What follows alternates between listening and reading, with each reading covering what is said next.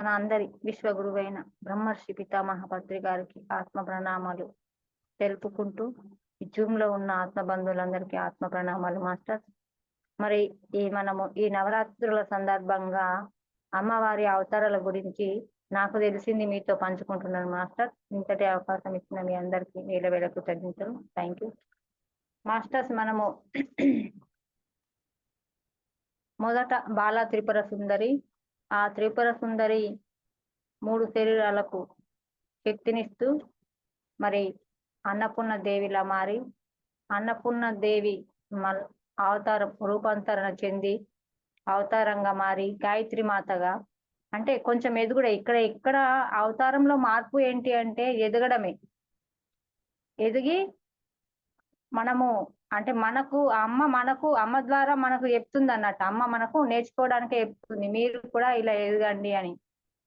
అంటే ఇక్కడ నిన్న తెలుసుకున్నాం అన్నపూర్ణ దేవి గురించి. మరి అన్నపూర్ణలు అంటే ఇక్కడ కడుపుకు ఆహారాన్ని ఇచ్చే వాళ్ళు కాదు, ఆత్మకు ఆహారం ఇచ్చే వాళ్ళు. అంటే ఆత్మకు ఆహారం ఇవ్వాలి అని ఎవరికి తెలుసు అంటే జ్ఞానం ఉన్న వాళ్ళకి తెలుసు అని చెప్పుకున్నాం కదా మాస్టర్. మరి ఇప్పుడు ఆ జ్ఞానాన్ని ఇంకొంచెం పెంచుకుంటే గాయత్రి దేవులం అవుతాం. ఆ గాయత్రి దేవులం కావాలి అంటే ఇప్పుడు గాయత్రి మంత్రం గురించి అందరికీ తెలుసు. గాయత్రి మంత్రము అంటే ఎంతో శక్తివంతమైన మంత్రం అని అందరికీ తెలుసు. కానీ అది వినడము పాడడం వరకే గాని అందులో ఎంతో ఎంతో లోతుల్లో చాలా చాలా అంతరార్థం ఉందని మనం తెలుసుకోవాలి మాస్టర్స్. అంటే గాయత్రి మంత్రం అంటేనే ఎంతో శక్తివంతమైన మంత్రం. విశ్వామిత్రుడు అంటే శ్రీరామునికి విశ్వామిత్రుడు ఈ గాయత్రి మంత్రం ద్వారా శక్తిని పొంది శ్రీరామునికి అది అందివ్వడం జరుగుతుంది మాస్టర్. అంటే ఆ శక్తిని ఇస్తాడు శ్రీరామునికి. అంటే శ్రీరాముడు కూడా దుఃఖంతో వెళ్తాడు.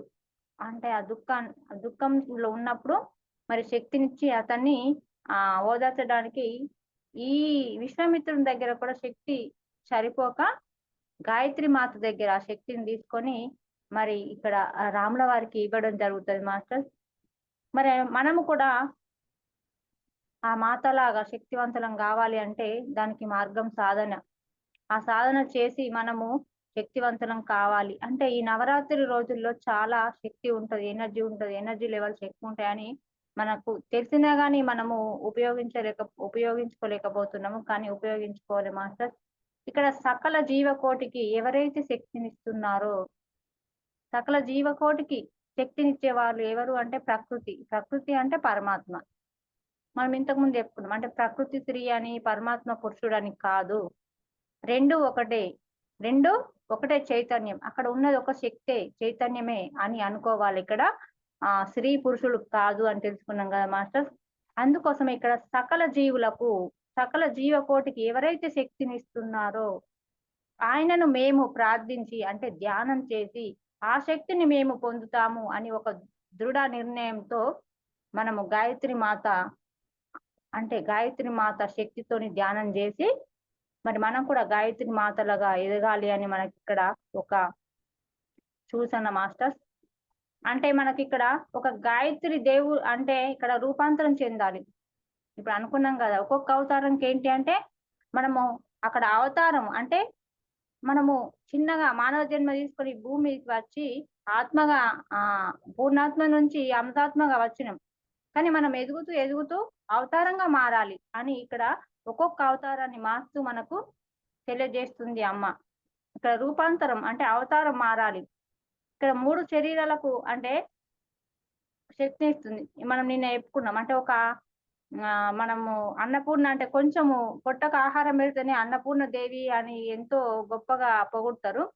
మరి 3 శరీరాలకు శక్తినిచ్చే జ్ఞానాన్ని అందిస్తే ఇంకా ఎంత గొప్ప అది అని ఇక్కడ తెలుసుకొని మనము మరి ఆ జ్ఞానాన్ని నలుగురికి అందించే ప్రయత్నం చేయాలి మాస్టర్. ఇక్కడ ధ్యానం చేసినప్పుడు ఏంటి అంటే ఇప్పుడు అమ్మ ఎక్కడికి వెళ్ళినా సాధన జ్ఞానం ఇదే ముఖ్యమని చెప్తున్నారు. అంటే ఇక్కడ ఒక చైతన్యం, అమ్మవారి చైతన్యము మనలోకి రావాలి అంటే ధ్యానమే. మరి ఆ ధ్యానం చేసినప్పుడు ఎక్కడికి ఇప్పుడు మనకు అమ్మవారు చెప్పేది ఏంటంటే 3 శరీరాల గురించి చెప్తుంది. మనము అంటే ఒక దీక్షగా ఆ ధ్యాన పరిచయం లేనోళ్ళు అసొంటిది ఫస్ట్ ధ్యానంలో ఉన్నప్పుడు ఒక 40 రోజులు చేయమని చెప్తారు. ఎవరైనా ఫస్ట్ ధ్యానంలోకి వస్తే 41 రోజులు చేసి చూడు, తర్వాత నీ ఇష్టం అని చెప్తారు. ఆ 40 ఆ 41 రోజు ధ్యానం చేస్తూ మరి ఇక్కడ మనకు ఎంతో హాయిగా అనిపిస్తది. అంటే ఆ ధ్యానంలో అన్ని ఆలోచనలన్నీ తగ్గిపోయి మనకెంతో హాయినిస్తుంది. దేనికి హాయినిస్తుందంటే స్థూల దేహానికి హాయినిస్తుంది. మళ్ళీ ఇక్కడ ఇంకొక 40 రోజులు అంటే అక్కడ మంచిగా అనిపించింది మనకు. అంటే దీన్ని వదలొద్దు అనిపించింది. ఇంకొక 40 రోజులు చేసినప్పుడు ఇక్కడ సూక్ష్మ దేహానికి ఏంటి అంటే చాలా ప్రశాంతంగా అంటే మానసిక ప్రశాంతత వస్తది. అంటే ఇన్ని రోజులు ఉన్న బాధలకు, కష్టాలకు, కారణాలకు అన్నీ అంటే అవన్నీ మనము ఎన్నిటితో సతమతం అవుతున్నాం. మానసికంగా బాధపడుతున్నాం. కానీ ఆ మానసిక ప్రశాంతత ధ్యానం వల్లనే వస్తది. అంటే ఇంకొక 40 రోజులు చేసినప్పుడు మనకు మానసిక ప్రశాంతత సూక్ష్మ దేహానికి మరి మానసిక ప్రశాంతత వస్తదని ఇక్కడ తెలుసుకోవాలి మాస్టర్స్. మళ్ళీ ఇంకొక 40 రోజులు చేసినప్పుడు అంటే మూడో శరీరానికి శక్తి రావాలి అంటే ఇంకొక 40 రోజులు చేసినప్పుడు అప్పుడు మనకు కారణ దేహం అంటే ఇక్కడ కారణ దేహానికి ఏ ఎలా వస్తదంటే అప్పుడు ఇంకొక 40 రోజులు ధ్యానం చేసినప్పుడు మనలో ఉన్న అహం అంటే మెల్లమెల్లగా మనం ధ్యానం చేస్తూ ఎదుగుతూ వెళ్ళినప్పుడు మనలో ఉన్న అహం తొలగిపోయి నేను నాది అన్న భావన వీడిపోయి మరి అక్కడ ఎలా ఉంటదంటే ఆ కారణ దేహానికి అంటే ఈ ఆత్మ ఆనందంలో ఉండిపోతుంది అన్నట్టు. అందుకే ఇక్కడ మనకు ఎక్కడ చెప్పినా అంటే ఏ రూపంలో చెప్పినా ఇక్కడ ధ్యానమే ప్రధానం అని చెప్తుంది మాత. ఇక్కడ ఆత్మను నేను అనే ఆలోచనలోకి వస్తాము. ఇక్కడ అహము నాది నీది అన్ని వదిలినప్పుడు ఆత్మను నేను అన్న ఆలోచనలోకి వచ్చినప్పుడు సకల జీవుల్లో ఉన్నది ఆత్మని, నాలో ఉన్నది ఆత్మని అన్న భావంలోకి వచ్చినప్పుడు అప్పుడు మనము గాయత్రి దేవుళ్ళ మారి అంటే అందరికి జ్ఞానాన్ని ధ్యానాన్ని అందించాలి అని ఇక్కడ చెప్తున్నారు మాస్టర్. అందరి ఆనందానికి కారణం కావాలి, అందరిలో మనం ఉండాలి అంటే మనము తెలుసుకొని మనం సుఖపడము, మనము సంతోషంగా ఉండడమే కాదు అందరి సంతోషాలకు కారణం కావాలి అని ఇక్కడ మనకు అమ్మ చెప్తుంది మాస్టర్స్. అందుకోసం ఇక్కడ శ్రీరాముడు అంటే విశ్వామిత్రుడు ఇప్పుడు ఇంతకు ముందు అనుకున్నాం ఏమనుకున్నాం, విశ్వామిత్రుడు గాయత్రి మాత దగ్గర శక్తి తీసుకొని శ్రీరామునికి ఇచ్చారు అని. శ్రీరామునికి ఒక డౌట్ వస్తుంది అన్నట్టు. విశ్వామిత్రుడిని అడుగుతాడు, మరి మీరు అంటే బ్రహ్మర్షి అయ్యారు, మీరు బ్రాహ్మణులు కాదు కదా, మీరు బ్రహ్మర్షి ఎలా అయ్యారు అని అడుగుతాడట రాముల వారు విశ్వామిత్రుడిని. అంటే మీరు ఒక క్షత్రియులు అంటే ఆ రోజులలో ఒక బ్రాహ్మణులే బ్రహ్మర్షి అయ్యేవారట. అంటే ఒక రాజువై ఉండి నువ్వు ఎలా బ్రహ్మర్షి అయ్యావు అని రాముల వారు విశ్వామిత్రుడిని అడగడం జరుగుతుందట. అప్పుడు అవును నిజమే అంటే నేను అంటే బ్రాహ్మణుని కాదు క్షత్రియున్నే, కానీ నేను అంటే ఎలా బ్రహ్మర్షిని అయ్యానో చెప్తా అని రాముల వారికి వివరించడం జరుగుతుందట మాస్టర్స్. ఎలా అంటే బ్రహ్మర్షి ఎలా అయ్యానంటే అంటే నేను బ్రహ్మర్షిని కావాలి అన్న తపననే నన్ను బ్రహ్మర్షి చేసింది అంటుండు. అంటే బ్రహ్మర్షి తపన ఉంది, కాకపోతే దానికి శక్తి ఎలా వచ్చింది అంటే గాయత్రి మాత మంత్రం ద్వారానే శక్తి వచ్చింది అంటుండు. అంటే గాయత్రి అసలు నిజంగా తెలుసుకోవాలంటే ఈ గాయత్రి మాత మంత్రంలో చాలా శక్తివంతం ఉందట మాస్టర్స్. అంటే అంటే దీన్ని ఏమంటారు శాస్త్రబద్ధంగా చూసినా చాలా అంటే ఎన్నో దాన్ని ఏమంటారు రీఛార్జ్ చేసి కూడా తెలుసుకున్నారట. అంటే ఆ మంత్రం వైబ్రేషన్ కు చాలా రోగాలు కూడా తగ్గిపోయినాయట. అంటే ఆ మంత్రంలో చాలా అంటే శక్తి ఉన్నదట. ఆ పలకడంలోనే ఆ మంత్రం వింటనే కొన్ని రోగాలు కూడా వెళ్ళిపోతాయని ఇక్కడ తెలుసుకున్నాం మాస్టర్స్. అందుకోసం ఇక్కడ ఏమంటున్నాడు ఈ విశ్వామిత్రుడు రాముల వారికి చెప్తున్నాడు, నేను బ్రహ్మర్షి అవ్వాలి అనే తపననే నన్ను బ్రహ్మర్షి చేసింది నాయన. నిజంగా అంటే నేను బ్రాహ్మణుని కాదు అని చెప్తాడు. చెప్పినప్పుడు ఇక్కడ గాయత్రి మంత్రం ద్వారా అంటే అమ్మ శక్తితో నేను అంటే బ్రహ్మర్షిని అయ్యాను. అంటే ఆ అమ్మ శక్తితోనే నేను బ్రహ్మర్షిని అయ్యాను. అంటే ఆ అమ్మ శక్తి ఎంత గొప్పదో చూడండి మాస్టర్. అమ్మ శక్తిలో నేను బ్రహ్మర్షిని అయ్యాను. గాయత్రి దేవి అంటే ఆ చైతన్యంతోనే నేను బ్రహ్మర్షిని అయ్యాను. గాయత్రి దేవి చైతన్యము అంటే అంతటా ఉండేది చైతన్యమే కదా.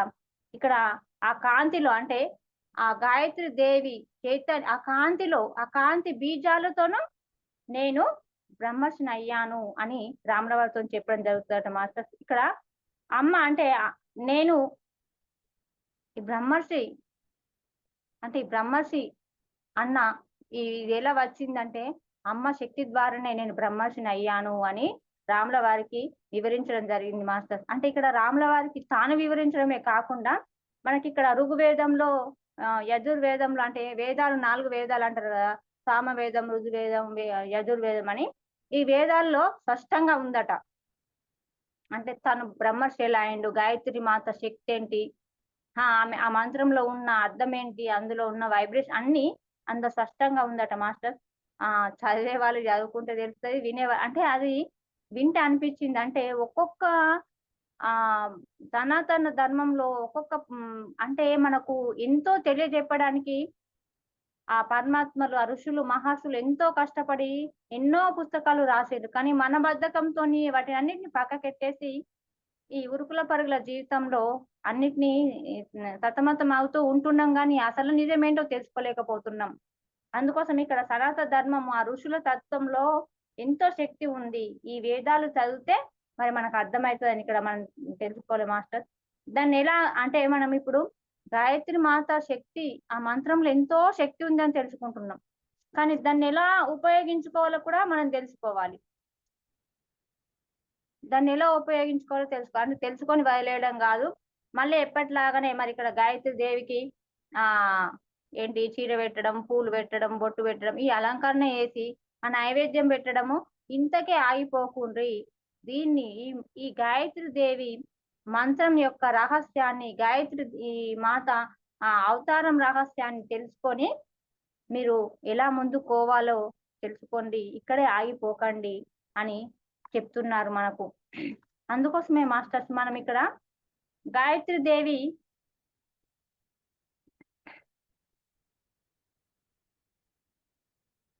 గాయత్రి దేవికి అలంకరణ ముఖ్యం కాదు, ఆచరణ ముఖ్యం అని ఇక్కడ మనం తెలుసుకోవాలి మాస్టర్స్. అలంకరణ చేయడం అంటే మనము మళ్ళా ప్రాపంచికంలో ఉన్నట్టే, కానీ మనం ఇక్కడ కొంచెం ధ్యానం చేస్తూ ఎదుగుతున్నాం కాబట్టి మనం లోతులకు వెళ్ళి తెలుసుకునే ప్రయత్నం చేయాలి. అందుకే పత్రిక చెప్పిండు విశేషంగా ఈ నవరాత్రుల్లో ధ్యానమే ముఖ్యమని. మనం ఎప్పుడైతే ఈ ధ్యానం చేస్తామో మరి మనం ఆ గాయత్రి మాత తత్వాన్ని తెలుసుకొని మనం ముందుకు వెళ్ళే ప్రయత్నం చేస్తామో మనం కూడా ఎంతో శక్తివంతులుగా ఆ గాయత్రి మాతలుగా తయారు కావాలి అనే అమ్మ ఆలోచన. అమ్మ మన అంటే మనమంతా అమ్మ పిల్లలం కదా, అందుకోసమే పిల్లలు కూడా తమలాగా ఎదగాలని ఎవరికైనా ఉంటది కదా. అందుకోసమే ఆ పరమాత్మ ఇప్పుడు ప్రకృతి అంటే తల్లి అని అనుకుంటాం కదా, ఆ పరమాత్మ అంటే తండ్రి అనుకుంటాం, కానీ ఉన్నదంతా అదే. ఇప్పుడు ఆ తల్లి తండ్రి ఏంటంటే మన యోగక్షేమాల కోసమే ఇవన్నీ చేసిండ్రని మనం అర్థం చేసుకొని మరి అందులో రహస్యాన్ని తెలుసుకొని మనం ఇంకా ఇంకా సాధన చేస్తూ మనం కూడా ఇంకా ఎదగాలి అన్న తపనతో ఆ చైతన్యంతో అమ్మవారి చైతన్యంతో మనము గాయత్రి మాతలుగా మారాలి మాస్టర్. ఇక్కడ రూపం కాదు చూడడం, గాయత్రి మాత చేసిన అంటే అక్కడ రూపం కాదు చూసేది, ఆమె చైతన్యం చూడాలి మనం. ఈ భూమి మీద ఉన్నది ప్రతిదీ చైతన్యమే, ప్రతిదీ చైతన్యవంతమే. కానీ ఇక్కడ చూడండి సూర్యకాంతి ఉంది, ఆ సూర్యకాంతి ఎలా అంటే ఆ విశ్వమంతా వ్యాపించి ఉంటుంది. మరి ఆ వచ్చే కాంతిలో ఆ సూర్యకాంతితో ప్రతిదీ శక్తివంతమవుతుంది. అంటే ఉదయం ఆ సూర్యుడు రాకపోతే వికసించే పువ్వు కూడా వికసించలేకపోతుంది. అంటే ప్రతిదానికి ఆ సూర్యుని కాంతి అవసరం. ఈ సూర్యకాంతి ఆ విశ్వం నుంచి వచ్చే ఆ కాంతిలో ప్రతిదీ మరి శక్తివంతం అవుతుంది అని అనుకున్నాం. అంటే ఒక భయంకరమైన చీకటి కూడా పారద్రోలి ప్రపంచానికి ఎంతో వెలుగునిస్తాడు ఆ సూర్యదేవుడు. ఒక పుష్పం వికసించాలి అన్న ఆ కాంతి అవసరమే, ఆ సూర్యకాంతి మనకు అవసరమే. మరి ఇక్కడ ఆ చూడండి మాస్టర్ గమనిస్తే మనము గమనిస్తే అంటే మన ఆడవాళ్ళకు తెలిసే ఉంటది, చలికాలంలో పువ్వులు తొందరగా వికసించాయి. అంటే మనకు ఎందుకు తెలుసు అంటే మన పూజకు ఇంతకు ఇప్పుడు కోస్తలేము, ధ్యానంలోకి వచ్చినాక పత్రికారు చెప్పిండని, కానీ ఇంతకు ముందు కోసినప్పుడైతే అనుభవమే. పువ్వులు చలికాలం తొందరగా విచ్చుకోవు, ఎందుకంటే సూర్యుడు లేటుగా వస్తాడు. చలికాలం లేటుగా రావడం వల్ల ఆ సూర్యకాంతి అవి ఆ చెట్ల మీద పడకపోవడం వల్ల అవి అలానే ముడుచుకొని ఉంటాయి. అలా ఇప్పుడు చూడండి అంటే ఆ సూర్యకాంతి లేకపోతే మనుగడనే లేదు అన్నట్టు ఆ ఆ సూర్యుని కాంతి అంటే ఆ సూర్యుని శక్తి మన విశ్వమంతటా వ్యాపించి ఉన్నది. అది మరి ఒక భయంకరమైన చీకటిని పారద్రోలమే కాకుండా ప్రతి జీవకోటికి ప్రతి దానికి అంటే శక్తినిస్తుంది. ఒక పువ్వు వికసించాలి అన్నా, మరి ఒక మనిషి అంటే పనులు నిజం మనం కూడా ఒక పనులు మొదలుపెట్టాలన్నా కూడా అక్కడ తెల్లవారిందా లేదా అని చూస్తాం. అంటే ఆ సూర్యకిరణాలు రాక కోసమే ఎదురు చూస్తాం. అందుకోసమే ఇక్కడ చూడండి మాస్టర్స్ ఇక్కడ సూర్యకాంతి లేకపోవడం ద్వారా అంటే మనము అంటే ఎంత భయానికి గురైతామో చూడండి. అంటే ఒక్కరోజు సూర్యకాంతి రాకపోతే అసలు వెలుగు అన్నదే ఉండదు.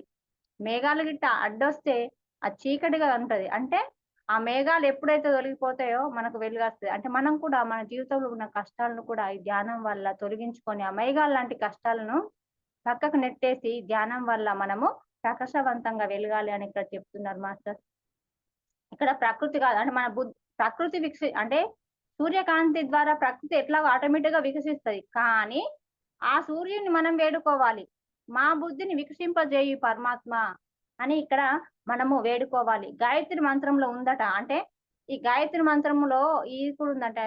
సూర్యుని అంటే అన్ని రకాల అర్థంతో ఉందట గాయత్రి మంత్రం. ఆ మంత్రం చదివినోళ్ళకు తెలుసు. నాకైతే మంత్రాలు అవి ఏం తెలవదు. ఆ మాస్టర్స్ నేను చాలా అర్థం ఉందట, శక్తి ఉందట మంత్రంలో. ఇక్కడ గాయత్రి మంత్రంలో ఉందట. మా బుద్ధిని అంటే మా బుద్ధిని నీ తేజస్సుతో వికసింపచేయు ఓ సూర్యదేవ అని మనము ఆ ఆ సూర్యదేవుని అర్థించాలంట, ప్రార్థించాలంట. అంటే కోటి కాంతుల ఓ సూర్యదేవ నేను నిన్ను ధ్యానిస్తున్నాను. మా బుద్ధిని వికసింపచేయుగాక అని మనం ప్రార్థించాలట. అప్పుడు మన బుద్ధి వికసిస్తుంది. అంటే ఆ కాంతిలో మనం కూడా వికసిస్తాము. ఆ సూర్యకాంతిలాగా మనం కూడా వికసించాలి అంటే ధ్యానం వల్ల మనలో ఉన్న ఆత్మ సూర్యకాంతిలా వెలగాలి. అంటే మనం కూడా కాంతివంతులం కావాలి అని ఇక్కడ మనకు అమ్మగా చెప్పగానే చెప్తుంది మాస్టర్. ఇక్కడ ఉదాహరణకు కృష్ణుని కొడుకు సాంబుడు తను కుష్టు వ్యాధితో బాధపడుతుంటాడు.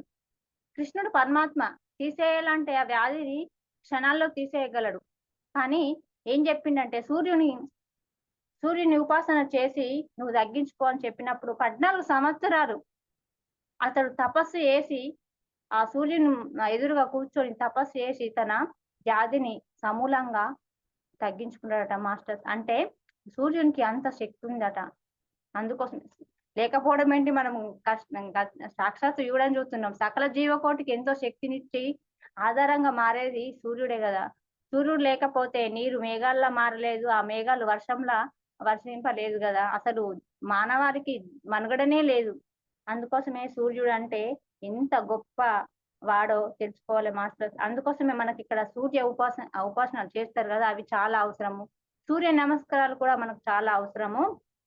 ఇక్కడ సూర్యుని వేడి తలగకుండా గాని ఇక్కడ డి విటమిన్స్ అనుకుంటా వేడి తలగకుండా కూడా ఎండలో తిరుగు, నువ్వు ఎండకు నిలబడు. చిన్నపిల్లలు పుట్టిన పాపల్ని ఏమంటారు? సూర్యకిరణాలకు చూపియండి, కళ్ళను చూపియండి అని ఎక్కడ ఎండ వస్తుందో ఎక్కడ కిరణాలు దొరుకుతాయా అని వెతుకుతారు. అట్లా అంటే ఆ పరమాత్మ చూడండి మనకు ఎన్ని రకాలుగా అంటే సూర్యునికి ఇక్కడ తేడాలు లేవు. ఏ దాని మీద అయినా ఒకేలా వికసిస్తాడు. కానీ మనకే మానవులకే తేడాలు, వీళ్ళు వేరు వాళ్ళు వేరు అని. ప్రకృతికి ఎలాంటి తేడా లేదు. నేను ఇక్కడ ఇక్కడ ఇక్కడ గుడిసె, అక్కడ బంగ్లా, ఇక్కడ చెడు ఉంది, అక్కడ మంచి ఉంది అని ఏ తేడాలు లేకుండా అన్ని చోట్ల ఒకే రకంగా ప్రకాశిస్తది. మనం కూడా ధ్యానం ద్వారా మనలో ఉన్న మలినాలను తొలగించుకొని కడిగేసుకొని అందరితో ఒకేలా ఉండే ప్రయత్నం చేయాలి. ఇక్కడ జ్ఞానం ఇక్కడికి వెళ్ళినా ఇక్కడ ఏ అవతారంలో చూసినా జ్ఞానాన్ని పెంచుకో ధ్యానం చేసి అంటుండు. ఇక్కడ ఏంటి అంటే సూర్య నమస్కారం చేయాలి మనలో అంటే మనలో తేజస్సును పెంచుకోవాలి అంటుండ్రు. ఇక్కడ కృష్ణుడు కూడా ఒకటే మాట చెప్పిండు. అంటే ఎలా అంటే ఎవరు చెప్పినా మన కోసమే చెప్తుండ్రు. అంటే ఇక్కడ ధ్యానం చేసినప్పుడు కర్మ దగ్ధమైతే అని జ్ఞానాగ్ని దగ్ధ కర్మనాం. మళ్ళీ ఎక్కడికి వెళ్ళినా నీ కర్మ దగ్ధం కావాలన్నా ధ్యానం చేయాలి, జ్ఞానం పెంచుకోవాలి. అందుకోసం ఇక్కడ జ్ఞానాగ్ని దగ్ధ కర్మనాం అని కృష్ణ పరమాత్ముడు కూడా చెప్పాడు మాస్టర్స్. అందుకోసమే మనము ఆ గాయత్రి మాత శక్తివంతమైన ఆ మంత్రాన్ని తెలుసుకొని, అందులో ఉన్న అర్థాన్ని తెలుసుకొని, మరి మనము ఆ విశ్వామిత్రుడు ఎలా అయితే పట్టుదలతో అమ్మ శక్తితో అమ్మ ఆ మంత్రం ఉన్న ఆ వైబ్రేషన్ తో, ఆ చైతన్యంతో ఎలా అయితే బ్రహ్మర్షి అయిందో, మనము కూడా సాధన చేస్తే మనం కూడా బ్రహ్మర్షులం అవ్వగలము, అవుతాము కూడా. అందుకోసమే మనము మనల్ని ఎదుగుండ్రి, రూపాంతరం చెంది అవతారంగా మారండి అని రోజుకొక అవతారం మారుస్తూ మనకు అమ్మ సూచనలుగా ఇచ్చింది మాస్టర్. ఇక్కడ మనకు 5 ముఖాలు చూపిస్తారు. గాయత్రి మాత అంటే 5 ముఖాలు చూపిస్తారు. అంటే 5 ముఖాల అట్లా పెడతారన్నట్టు ఒక ఫోటో లాగా. 5 ముఖాలకు కూడా ఒక అర్థం ఉందట మాస్టర్స్. అది చిన్నగా చెప్పుకుందాం. ఎందుకంటే మనకు ఇక్కడ గాయత్రి దేవికి 5 ముఖాలు ఉంటాయి. అంటే ఒక్కొక్క ముఖంకు ఒక్కొక్క పేరు ఉందట మాస్టర్. ఫస్ట్ అంటే ఒక ముఖం పేరు ముక్త అనట. ముక్త అంటే ముత్యం. ముత్యము అంటే అది ఎలా ఉంటది ముత్యం అంటే తెలుపు అంటే ఇట్లా ఉంటది కదా. అంటే ముత్యంలో మనం కూడా మారాలంటే చూడండి మాస్టర్, ఆ ముత్యం అది ఆది చిప్ప అనేది సముద్రంలో ఉంటది. కానీ ఆ సముద్రంలో ఉన్న ఆది చిప్పకు అక్కడ వర్షం ఎలా వర్షం ఎప్పుడు వస్తది, ఆ చినుకులు ఎప్పుడు వస్తాయని ఎలా తెలుసో తెలియదు. కానీ ఆ చినుకులు రాగానే ఆది చిప్ప బయటకు వచ్చి ఆ ఆ ఏంటి వర్షపు చినుకును అందులో అంటే ఆ ఆది చిప్పలో పడగానే అది ఇలా ముడుచుకొని మళ్ళీ ఆ లోపలికి వెళ్తుందట. వెళ్ళి ఆ ఆ చినుకునే ఒక ముత్యంగా తయారు చేసుకొని బయటకు వస్తుందట. అంటే ఈ అంటే మనల్ని మనం కూడా అంటే ఇట్లా మూసుకుంటుంది, ఆది చిప్ప ఇలా మూసుకున్నప్పుడు అదొక ముత్యంలో మారి బయటకు వస్తుంది. అంటే మనం కూడా అన్ని మూసుకొని, అంటే కళ్ళు మూసుకొని, నోరు మూసుకొని, అన్ని మూసుకొని, అన్ని కట్టేసుకొని ధ్యాన స్థితిలో ఉండి మనం కూడా ఒక ముత్యంలో మారాలి అని ఇక్కడ చెప్పగానే చెప్తుంది అమ్మ. ఇంకొక అవతారం పేరు విద్రునట. అంటే విద్రుం అంటే పగడమట. పగడం అంటే ఎరుపు వర్ణం. ఇక్కడ పగడం అంటే ఎరుపు వర్ణం అంటే ఆ రూపానికి ఇక్కడ ఏంటి అంటే అర్థము కర్మ ప్రక్షాళన. అంటే మనం ఎన్నో కర్మలు చేసి ఇప్పుడు కర్మ ప్రక్షాళన అంటే కర్మలు ఎలా ప్రక్షాళన కావాలి అంటే ఇక్కడ అమ్మను ప్రార్థించడం వల్ల, అంటే ఇందులో ఒక్క గాయత్రి మాతను గాయత్రి మంత్రాన్ని పట్టుకుంటే సర్వం దొరుకుతాయని ఇక్కడ మనకు తెలుస్తుంది. అంటే కర్మ ప్రక్షాళనకు సూచన అంటే ఒక చింబల్లాగా, అంటే నా వాస్తవానికి నేనే సృష్టికర్తనని తెలుసుకొని మరి అలా ధ్యానం చేసి మన కర్మ ప్రక్షాళన చేసుకోవాలని ఇక్కడ రెండో అవతారం చెప్తుంది మాస్టర్. ఇక్కడ మూడో అవతారం మూడవ ముఖం పేరు హేమ అనంట. హేమ అంటే బంగారు వర్ణం. బంగారు వర్ణం అంటే అక్కడ ఏదో బంగారమో ఏదో పెట్టాలని కాదు. బంగారం అంటే వర్ణం అంటే చైతన్యం. చైతన్యం అంటే ఏంటి, మన ఆర.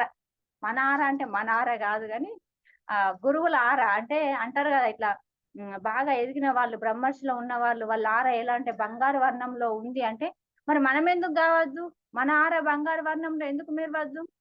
మెరవాలి అంటే గాయత్రి మాత లాగా మనం మారాలి అంటే సాధన చేసి, మరి ఆ సాధన చేసినప్పుడే మరి ఇక్కడ మనం బంగారు వర్ణంలో మారుతాం. మన ఆర బంగారు వర్ణంలోకి రావాలంటే సాధన పెరగాలి, శక్తి పెరగాలి. అప్పుడే మనము ఎలా అంటే ఒక బంగారు వర్ణంలో అమ్మవారు ఎలా అయితే వెలిగిపోతుందో ఆ రకంగా మీరు ఎదగమంటున్నారు. అంటే ప్రతిదీ మనల్ని ఎదగడానికే సూచన. పూర్ణాత్మ ఆత్మగా మనల్ని అంశాత్మగా కిందికి పంపినప్పుడు కూడా అదే చెప్పి పంపిస్తుందట మనకు. నువ్వు భూమి మీదకి వెళ్ళి నువ్వు చేయాల్సినవి చేసి నువ్వు ఎదిగి, అంటే నాలాగా ఎదిగి పూర్ణాత్మవై తిరిగి రా అని పంపిస్తాడు. అంటే ఇక్కడ మనకు అమ్మ కూడా అదే చెప్తుంది, నువ్వు ఎదుగు నాలాగా అక్క అని. ఇక్కడ అంటే ఇది మూడో రూపం. అంటే మనకు చూసిన ఏంటంటే బంగారు వర్ణము, అంటే బంగారు వర్ణమైన చైతన్యంలో మీరు ఉండాలి అని మనకు చెప్తుంది మాస్టర్స్. నాలుగవది నీల. నీల అనట పేరు. అంటే నీల అంటే నీలవర్ణం అంటే ఆకాశతత్వం. ఇక్కడ ఆకాశతత్వం అంటే ఏంటి మాస్టర్స్ అంటే ఆకాశం ఎలా ఉంటది, విశాలంగా ఉంటది, అన్నిటినీ ఒకేలాగా చూస్తది, అంత విశాలవంతమైన ఉంటది. మనం కూడా అలా అంత విశాలమైన మనసుతో ఉండాలి, అన్నిటిని అంగీకరించే స్థితిలో ఉండాలి అని ఇక్కడ మనకి అవతార అంటే ఈ రూపము చెప్తుంది అన్నట్టు. సృష్టిలో ఉన్న ప్రతి జీవి మీద ప్రేమ తత్వతో ఉండాలి మనం. అంటే ఎట్లా అంటే ఇక్కడ చెప్తుంది విశాలమైన హృదయంతో అన్నిటి మీద ప్రేమ కరుణతో అన్నిటిని అంగీకరిస్తూ నీవు కూడా సకల జీవులను సమానంగా చూడమని ఇక్కడ అమ్మ తత్వం మనకు నేర్పిస్తుంది మాస్టర్స్. ఇక్కడ ఐదవది వజ్రను ధవల అంటారట. ధవల అంటే వజ్రం. ఇక్కడ ధవల అంటే ఇప్పుడు 5 ముఖాలకు ఒక్కొక్క పేరు అన్నట్టు. ధవల అంటే వజ్రం అట మాస్టర్స్. వజ్రం ఏంటి అంటే అది మెరుస్తూ ఉంటుంది చాలా.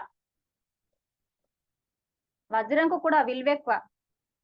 అంటే మాత ఉద్దేశం ఏంటి అంటే మనల్ని వజ్రాల తయారీ కావాలి. డైమండ్స్ అంటే వెలకట్టలేని వజ్రంలో తయారు కావాలని అమ్మ ఉద్దేశం. అలా వెలకట్టలేని డైమండ్ల వజ్రంలో తయారు కావాలంటే మరి దానికి మార్గం వల్ల సాధనే, ధ్యానమే. సాధన చేస్తూ, ధ్యానం చేస్తూ, సాధన పెంచుకొని మనం కూడా ఒక వజ్రంలా మారి అన్నిట్లో ఇమిడిపోవాలి. ఆ వజ్రం అన్నిట్లో ఇమిడిపోతది.